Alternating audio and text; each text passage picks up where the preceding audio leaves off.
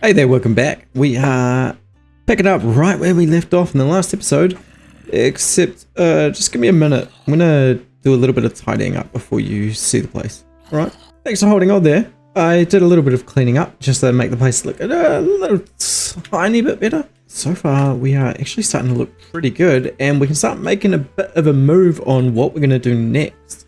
So this is what we're left with. I've removed the bridgey thing we had over that way.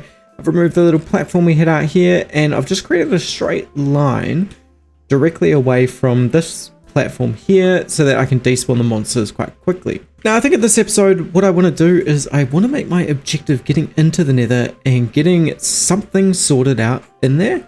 I don't think that's going to be too tricky, but I don't want to just rush ahead and go in before I've got everything sorted out over on this side. So what I want to work on initially is I want to make this forest a little bit better. I want to make it slightly bigger and a little bit more appealing. And I have an idea for that, so I'm just going to go ahead and do that right now, and you can tell me what you think. You know, I spent basically the whole of last episode with a tiny portion of the bottom of my screen not recording. And actually, if you go back about 10-20 seconds from here, you probably notice it was much the same. And I don't know how I missed that. I really don't, but it's fixed now. So let me show you what changes I've made to the forest as soon as it stops raining and the phantoms go away. Okay, the rain did subside, we are back to a sunny day, all the mobs are dead, and there are no phantoms in the air anymore. This is what I have done with the forest area. I've just got trees kind of lined up around the edges, and it is just a kind of a big circle. Now you might wonder why I chose a circle. I don't really have a reason, I just thought it would look cool. So I'm going to plant some more trees here as well. We're going to do a few more circles of trees and hopefully make this place look kind of unique. It's unfortunate that some of the trees grow a bit big because this looks a little bit out of place, but that's alright. We have our first camels that spawned. I didn't think these guys were really common spawns. I think these are really quite rare spawns actually. I'm actually not 100% sure. I'll have to check that one. However, I don't know what to do with these guys, so I'm going to leave them for now because I'm just not sure if I'm going to get the opportunity to get more of these guys in the future. And the fact that I have 2 spawn. A cow! Oh no. Okay. Well, I do really need that cow, so I'm going to grab some of the wheat and hopefully I can get this cow over here without it falling off the edge and without phantoms spawning because it's night time. Come on. Oh, Mr. Cow. Okay, I got the cow in there. I had to get to cover. She's right there. I had to get to cover because I think phantoms are about to spawn. It's night time. I need to mine some more cobblestone. I'm really not entirely sure what I'm going to do with those llamas, but good news is we have got a couple of spiders here, which are hopefully going to give us some string. And the great news about that is that currently, I don't really have... Oh, that gave me no string. I don't really have a way of getting wool other than by slaughtering some sheep. And I don't really want to do that if I can help it. Because if I do that, then I lose the sheep and I need them to respawn again. Part of me is hoping that I will get enough string from these guys to make myself a bed. That way I can sleep through the night and I don't have to worry about thunderstorms or any rainy weather or anything like that. Now, the addition of this cow is going to prove to be fundamental in our way forward. Now, I think it would be a little bit dishonest of me if I didn't tell you that in the last episode, I made a mistake. You see, I was so concerned about getting apples from trees because I needed food that I didn't stop to think that I could just make a composter and stick saplings in there in order to get some bone meal. And with the bone meal, I could quite easily have got some seeds from it. So I spent most of last episode panicking for a resource that I could have had much sooner. Thanks for the person that pointed that out in the comments. I'm not very good at this game. Great news is that our pathway has just completed itself, and I actually just looked over in time to watch this very last piece turn from dirt into grass. Which means I can happily remove some of this and not feel guilty about it. So that's exactly what I'm going to do. Not all of it. I just want a few more pieces to keep growing some more trees. And until we get to the nether and get some gravel, I don't really have a way to completely renew dirt yet. Which means that I do have to watch how many pieces I'm using still. Let me plant some more trees and see how this looks. I've planted a whole another row of saplings around here, and I didn't really consider just how much dirt this was going to take up. I really only have like a handful of dirt left. Basically all of that, a few bits dotted around there, and this lot here. And I don't know that I want to use all of that on trees, especially when I've already got like, what, 30 trees here or something. I'm going to wait until they're all fully grown, have a look what it looks like, and then see if I need to move any of these. But by the looks of it, they should all grow pretty well in their own space, not really overlapping each other.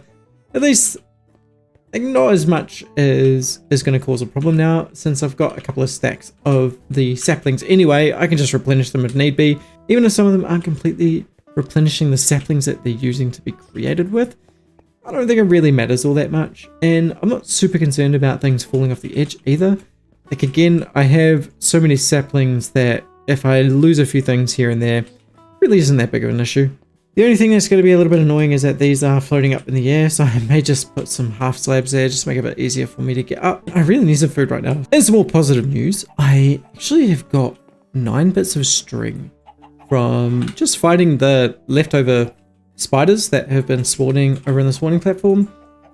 And the question is, do I create 2 bits of white wool with this and get closer to making a bed, or do I create a bow, which is what I just did. No suspense build up on that whatsoever. I'm going to build a bow because if I have a bow, that is going to make it so much easier for me to kill the mobs over there during the night. I can actually just AFK over in the AFK platform, and then when it comes about 5 minutes to the sun rising, I can unload all the arrows I've got so far in order to maximize everything that I get from mobs. And some of the mobs have other items in their hands, like the zombies will sometimes be carrying things and they can drop those.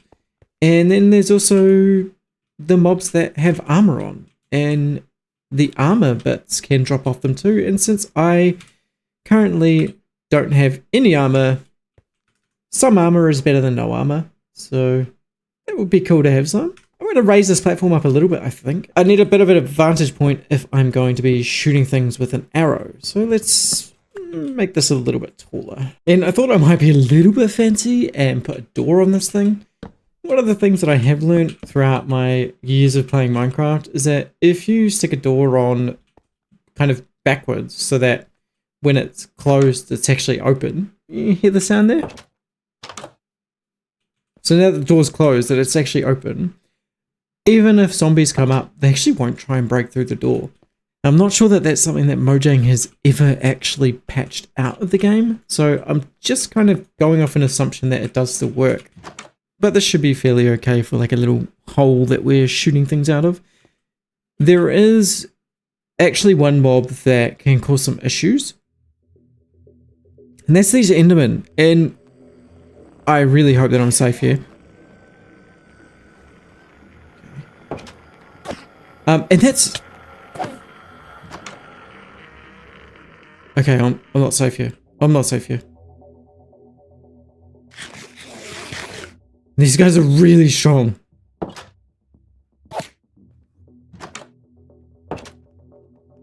The reason why they're problematic is actually because they can... Whew. They can steal my resources from me.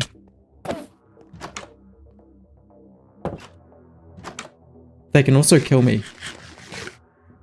Oh, I feel like I'm one hit off with that guy.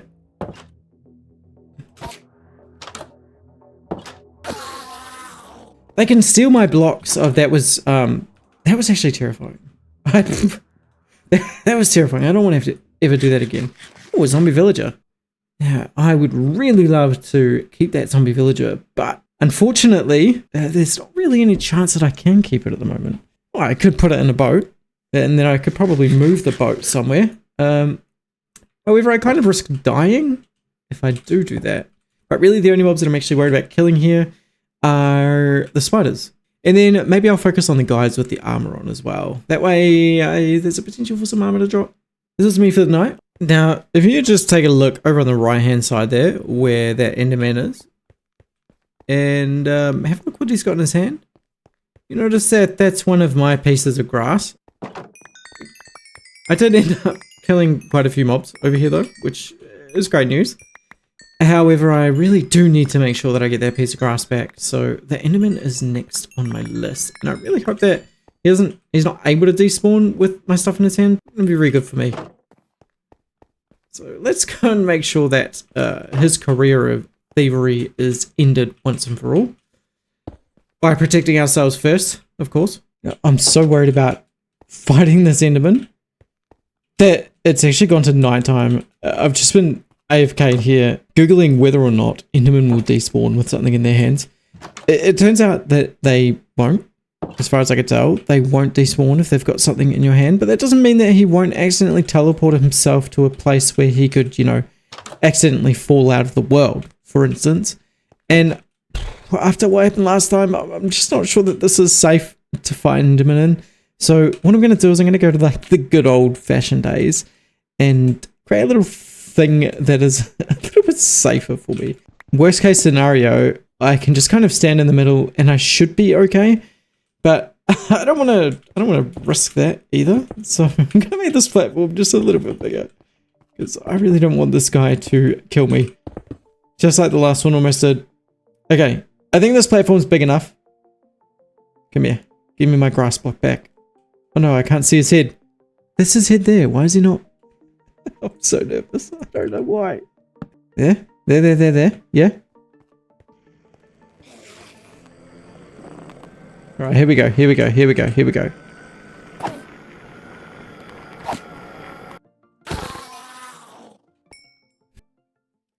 we got our grass block back. That's fantastic. I might just leave this here.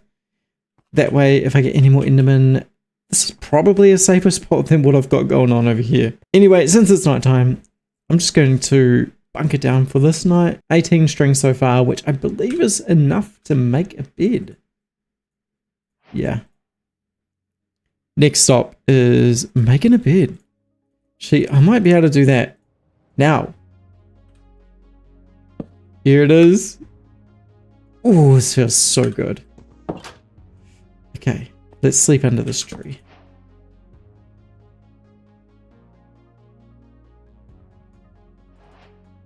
That's it. Ooh. And that's it. We've slept. And you know what else that means? That means that we can be outside for the next 3 days at nighttime, and we don't have to worry about phantoms either. And it means that I don't have to wait so long for these guys to die. I can just sleep and have the sun come up and do all the hard work for me. Let's go and replenish some of our food too. I made really good use of the night that's just passed. We're already back in daylight, but I cut down all of the trees. I used the last of my arrows and I got 20, oh, hold on one second. 23 apples from all of those trees, which is really good news. And my inventory is full, apparently. I actually think that I might need somewhere to start putting all of my stuff. I'm actually starting to accrue quite a few items. The 2 chests that I have, there's one over there, one just here, just isn't cutting it anymore. I think they're both basically full. I should probably work on something to store all of my items in. And maybe organize them a little bit, just so that I'm not constantly looking in all the chests for all of the items. Okay, we're here again. Obsidian. I want to get my nether portal put up, and I want to get through there. But I don't just want to build the nether portal in any random location. I want to make something for the nether portal. At the moment, the only books I really have is wood and cobblestone. I think with the wood that I have here, I could actually probably do a little bit of smelting and bring some of that cobblestone into stone. But I'm sure that even with the small number of items, we'll be able to figure something out. What better place to build a nether portal than, say, smack bang in the middle of a forest? So I think I'm going to put the nether portal right here somewhere. I created something for the nether portal. However, I made one crucial error when I was building this. And if you've already spotted it, well done. Seriously, well done. And if you haven't already spotted it, I gave this a 1 point center, which means that I have one block in the middle and that's it, right?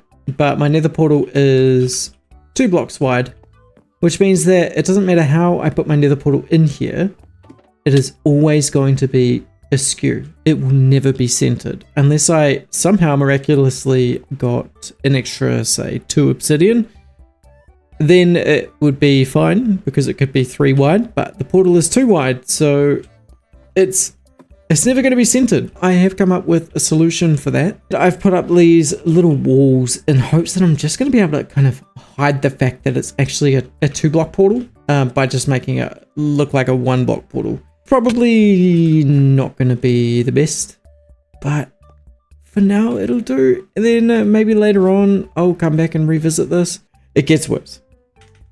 This is not centered in this circle. It's actually over by 2 blocks. And it's not even centered this way. You see, when I went to build this, I didn't really even think about it. I just went with the slab that I'd put down for the Enderman, and I based my build off that, but I didn't really think about the fact that that was not centered. So it's out 1 block in this side, and it's out 2 blocks on that side. But honestly, if I didn't tell you that, you would probably never have noticed. I mean, you might have noticed 2 blocks is actually an abysmal amount to be out by. Oh, am I going to change it? No, I'm not. I'm going to leave it like this. Mistakes happen. Mistakes are mistakes. And once we make them, we cannot go back. So it's here to stay. It is what it is. Maybe I'll correct the circle one day. Anyway, it is time now for our nether portal. And this is a bit of an odd one because usually you have flint and steel for this.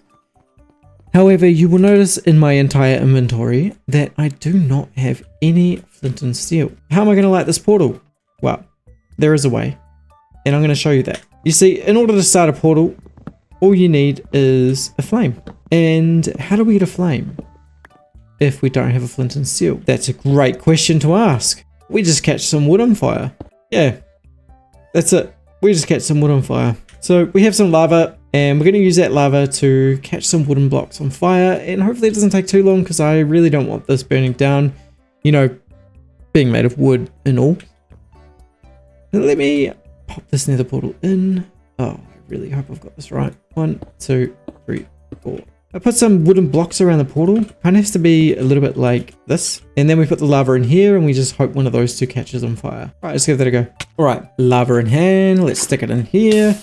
Woo! We don't want either of those 2 on fire. I don't want the structure burning down, so I'm not just going to leave it here, unfortunately. And much like everything in Minecraft, it just kind of takes time.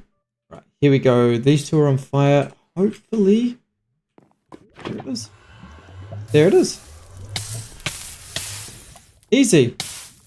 Easy, easy, easy. And I'm on fire. I'm on fire. I'm on fire. Oh no. That was so bad. I just ran around in circles that whole time. The good news is the portal is up and running. Just gonna replace some of these blocks, make sure this looks pretty again. Right, I have exactly 1 piece of bread to my name. Let's go into the nether. For however briefly we are in there.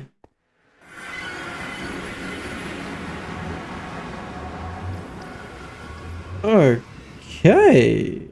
This is not what I was expecting for some reason. We've got a... That was what I was expecting, but that portal's broken. What would happen if I went through it? We've got more water, which means now we have an infinite water source. We have 2 lots of mushrooms here too, which means that we can now grow mushrooms. I really want to go through that portal. Oh. I updated the block and I broke that part of the portal. I don't think this is meant to happen. Should we go through it? What if I don't make it back. What happens then? What happens? The portal's broken. It's hardcore. I don't know if this is a good idea, but an adventure not taken is an adventure not had, right? So, let's go.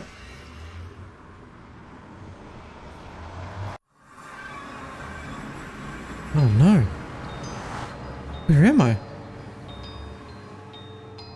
What is this?